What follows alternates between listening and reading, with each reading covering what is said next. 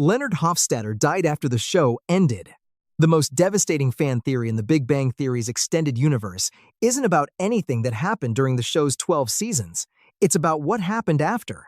Young Sheldon's finale confirmed that Sheldon and Amy named their son Leonard Cooper, a detail the show dropped without ceremony, and that the fandom immediately identified as the single most significant piece of information the spin-off ever provided. People name their children after the dead, not exclusively, but specifically in cases where the loss was significant enough and the grief was unresolved enough that carrying the name daily became the only available way to hold on to what was gone. Sheldon Cooper, who processes emotion through deflection, intellectualization, and systematic avoidance of any feeling too large to contain within his existing framework, would not name a child after a living friend. He would simply call the friend. The theory maps the evidence across young Sheldon's narration, which is Sheldon Cooper reviewing his own childhood from the perspective of an adult who has experienced losses he references obliquely but never directly. His silence about Leonard across 7 seasons of a show in which he narrates his most formative relationships is not a continuity oversight by writers who forgot the character existed. It is the show documenting, through absence, what Leonard's absence in Sheldon's adult life actually cost him. Leonard was the first person who ever chose to live alongside Sheldon voluntarily. And somewhere in the years after the show ended, Sheldon lost him in the way he has never been able to say out loud. The name on his son's birth certificate is everything he could bring himself to put into words. Maud Flanders was killed by the writer's room. Maud Flanders appeared in The Simpsons as Ned's devout, warm, quietly present wife across 11 seasons before dying suddenly in season 11's Alone Again. Natura Diddley, killed by a t-shirt cannon at a NASCAR race, in a sequence the show staged as comedy before pivoting into genuine grief. The official reason for Maud's removal from the show was a contract dispute with her voice actress Maggie Roswell, who had left Springfield and requested the production pay for her airfare, rather than continue funding long-distance recording sessions. The production declined. Maud was eliminated. The theory built around this production decision says the show's writers, aware they were killing a character for institutional rather than creative reasons, embedded the murder weapon itself as a critique of what they were being asked to do. A t-shirt cannon, a promotional device deployed at a corporate entertainment event to sell branded merchandise. Maud Flanders, the show's most consistently devout and genuinely warm recurring character, was killed by the entertainment industry's promotional apparatus because the economics of the entertainment industry required her removal. The theory says the cannon wasn't a random comedy choice. It was the writers documenting, inside the episode's staging, exactly what killed her. Not a story need, not a creative decision, a contract dispute over airfare, which is the entertainment industry's equivalent of a t-shirt cannon, hitting someone who never deserved to be in its path. Charlie Harper's body was never found. Charlie Harper's departure from 2.5 Men was delivered as a death, confirmed secondhand through Rose's account, unverified by any independent witness, and accepted by the other characters and the audience because the narrative required a closure that the show's actual production circumstances, Charlie Sheen's firing, didn't provide. The body was never shown. There was no funeral depicted on screen.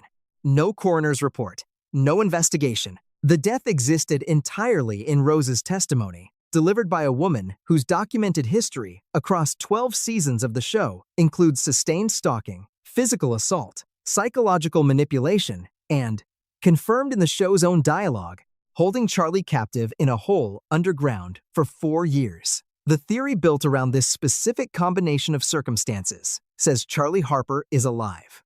Rose's account of his death in Paris contains the exact structural characteristics of a cover story constructed by someone who needed the people in Charlie's life to stop looking for him. The show eventually staged a finale in which a man resembling Charlie attempts to return, is killed by a falling piano, and the episode ends before any identification is confirmed. The theory says that man was not Charlie. He was someone Rose positioned in front of the piano because Charlie, still alive somewhere she controls, needed the story to end before anyone credible started asking questions. The official account couldn't survive. The show's farewell to its original star was not a death scene. It was a magician's vanish, wearing a funeral's clothes. Susan Ross was murdered by George Costanza. Susan Ross died in Seinfeld's season 7 finale, after licking toxic glue on cheap envelopes George had purchased for their wedding invitations. A death the show staged and resolved as comedy in a sequence that remains one of the most discussed and most criticized creative decisions the series ever made. The official reading is that Susan's death was an accidental consequence of George's cheapness, a darkly absurdist punchline that the show committed to fully by having George's immediate emotional response be barely concealed relief. The theory, built around the specific chain of events leading to Susan's death, says the accident framing is the cover story. George's engagement to Susan was established throughout Season 7 as something he desperately wanted to escape. He made repeated, documented attempts to exit the relationship through deception and manipulation before the wedding date arrived. He purchased the cheapest possible envelopes for wedding invitations, a decision the show codes as habitual cheapness, but the theory reads as specific, targeted cheapness applied to the one purchase whose quality would have the most direct physical consequence for the person George most needed to stop existing as an obstacle. He didn't research the glue. He didn't need to. He needed inexpensive envelopes that Susan would seal herself, because Susan always handled the domestic tasks he avoided, and the result of her handling this particular task produced the outcome his entire Season 7 arc had been building toward. The show gave George a punchline. The theory says he got away with something. The punchline was designed to prevent you from examining too carefully. Kenny's parents chose to let him die. Kenny McCormick's resurrection cycle is established as canon in South Park. His Cthulhu cult parents giving birth to him, again, each time he dies, his memory of the deaths belonging only to him, while the town's memory is wiped clean. The show treats this as the mechanism behind its most sustained running gag. The theory built around the parents' role in the cycle says the comedy framing has been concealing something about Stuart and Carol McCormick's actual choices that the show never asks the audience to examine directly. Kenny's parents are not passive participants in the resurrection cycle. They are active members of a religious organization whose primary documented outcome is their son's immortality. They have watched their son die and been present for his return more times than any other characters in the show. They have had more opportunities to intervene, to protect, to prevent the deaths that trigger the cycle than anyone else in Kenny's life, and they have done none of these things.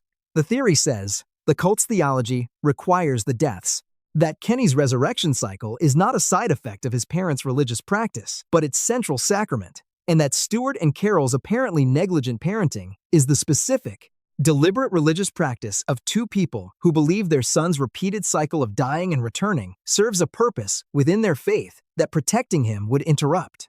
Kenny doesn't die because his parents failed to keep him safe.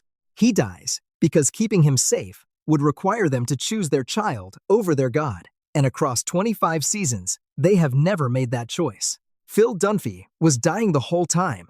Modern Family spent 11 seasons as one of ABC's most commercially successful comedies, depicting the extended Pritchett-Dunphy-Tucker family across a sprawling ensemble of characters whose specific quirks and relationship dynamics the show refined with unusual consistency across its entire run.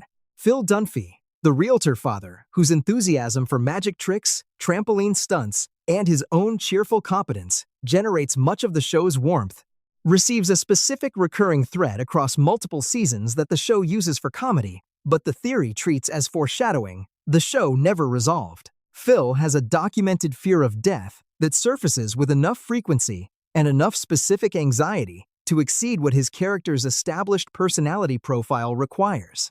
He talks about death more than any other character in the ensemble. He responds to health scares, minor symptoms, and proximity to mortality with a level of preoccupation that the show codes as neurotic humor, but that, assembled across 11 seasons, describes someone whose relationship to his own mortality is qualitatively different from the rest of the cast. The theory says Phil received a diagnosis at some point before the show begins, a timeline-appropriate early-stage condition that he chose not to disclose to Claire or the children, and that his sustained cheerfulness, his compulsive enthusiasm for experiences and adventures, his need to make every moment memorable, are the specific behaviors of a man who knows his moments are numbered and has decided to spend them building memories for the people he will leave behind, rather than burdening them with the knowledge of what's coming. Henry Blake's plane was shot down deliberately. MASH is a hybrid comedy drama rather than a pure sitcom, but its influence on every subsequent show that mixed laughter with genuine weight makes it essential to any discussion of television death and its consequences. Colonel Henry Blake's death in the Season 3 finale remains one of the most devastating single moments in television history. The news delivered by radar to the operating room mid-surgery that Henry's plane had been shot down over the Sea of Japan with no survivors. The show did not give the audience a scene of the death. It gave them a reaction to the news of it, staged in the operating room, where the work of keeping other people alive had to continue regardless. The theory built around the specific circumstances of Henry's departure says the plane was not randomly targeted. Henry Blake was leaving Korea alive, mustering out with his discharge papers, going home to his family, and someone with authority over the military supply chain in that region made a decision that his specific plane, on his specific departure date, would be in a position to be targeted. The theory maps the show's own established corruption within the military bureaucracy, the black market dealings, the institutional indifference to individual lives that MASH documented across 11 seasons, against the question of who specifically benefited from Henry Blake not reaching Japan alive. He was a commanding officer who had witnessed and documented significant institutional failures. The theory says the Sea of Japan was not where the war found Henry Blake. It was where someone who knew he was leaving decided to make sure he couldn't testify to what he'd seen. Chidi's memory wipe was the real torture. The Good Place's Season 3 finale stages Chidi's memory wipe as an act of self-sacrifice, the philosophy professor choosing to have his memory of Eleanor and their relationship erased in order to protect the integrity of Michael's new experiment. The show presents this as one of its most emotionally devastating, but ultimately courageous moments. Chidi's chronic indecisiveness finally resolving into one clean, definitive act of will on behalf of people he loves.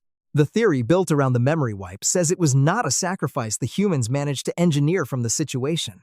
It was the most precisely calibrated torture Michael could have designed for Eleanor specifically. Eleanor Shellstrop had never loved anyone during her life on Earth. Her entire character arc across 3 seasons was the slow, painful construction of the emotional capacity to form genuine attachment, a capacity she had spent her living years systematically avoiding. The memory wipe happened at the exact moment that construction was complete. At the exact moment Eleanor had finally arrived at the place the process was building toward.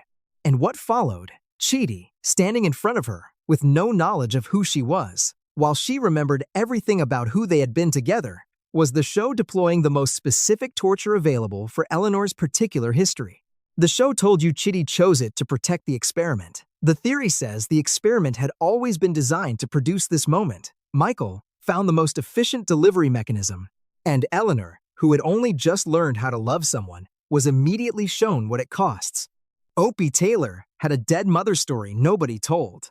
The Andy Griffith Show ran from 1960 to 1968 as one of the most beloved sitcoms in American television history. Its portrait of Mayberry as a warm, functional, small-town community becoming the definitive image of a specific American nostalgic ideal. Opie Taylor, Andy's young son, is raised by his father and their housekeeper, Aunt Bee, across the show's entire run in a household that treats the absence of Opie's mother as essentially a resolved matter. She is gone. Andy is a widower. The show moves forward. The theory, built around this foundational absence, says the show's specific, consistent, and total silence about how Opie's mother actually died was not simply the premise-establishing economy of a show that needed its widower premise established without backstory. It was a deliberate withholding, chosen because the actual circumstances of her passing contained something the show's creative team judged incompatible with the warm, frictionless portrait of community life Mayberry was designed to represent. The details that exist within the show's own established timeline, specifically that Opie's mother's absence is never grieved by the community in any of the town's documented history, despite Mayberry being the kind of small town where everyone knows everything about everyone, suggest a departure so sudden, so unaddressed, and so completely absorbed into silence by the town around it, that the theory's proposal that the community knows what happened and has made a collective decision not to discuss it becomes the only reading that accounts for the silence comprehensively. Laverne and Shirley ended because someone didn't come back. Laverne and Shirley ran for 8 seasons on ABC, its final season without Shirley Feeney after Cindy Williams left the production mid-season, citing a dispute over working conditions following a pregnancy. The show continued with Laverne as its sole lead, staging Shirley's absence as a cross-country move following her marriage, and limped through the remainder of its final season before cancellation. The theory built around the show's ending says the production's decision to continue without Cindy Williams, rather than restructuring around the absence or ending the show with integrity, was the decision that confirmed what the show had always been. Laverne and Shirley was not a show about two women individually. It was a show about a specific relationship between two specific women, and the relationship was the premise rather than either person. When Shirley left, the show didn't lose one of two leads. It lost the entire premise. What continued for the remaining episodes of Season 8 was not Laverne and Shirley, with Shirley absent. It was a different show, wearing the same title, inhabiting the same sets, using the same music, and generating none of the specific energy that the combination of those two specific performers in those specific roles produced. The theory says the real finale of Laverne and Shirley was the last episode Cindy Williams appeared in. Everything after was the production refusing to acknowledge that the show had already ended. It had. Shirley left. The show left with her. The credits just took a few more episodes to confirm it. The mother's illness was foreshadowed in Season 1. How I Met Your Mother's revelation that the mother, Tracy McConnell, had died before Ted began telling her story to their children was received by most of the audience as a betrayal delivered in the finale, a twist that negated 9 seasons of investment in a character the show had spent years building toward. The theory built around the show's actual structure says the death was not a finale twist. It was documented in specific and visible detail across the show's entire run, and the audience missed it because they were watching a love story rather than a grief story. The pilot episode establishes the show's frame device with a specificity the audience files as format information rather than narrative content. Ted is telling this story to his children in 2030. The children are teenagers. The mother is not in the room. The show never provides a scene in which Ted tells the story to his children, with the mother present, which would be the natural dynamic for a man recounting the love story of how he met his wife if his wife were alive to hear it. Every episode of the show is set inside a memory Ted is sharing with his children without their mother there to correct or contribute to the telling. The theory maps additional foreshadowing across multiple seasons, specific moments in which Tracy's dialogue, her relationship with mortality, and her awareness of limited time surface with enough consistency to constitute a pattern rather than isolated character moments. The show told you she was gone in the pilot. The audience chose not to hear it because the show's own romantic framing made hearing it too costly to sustain the watching.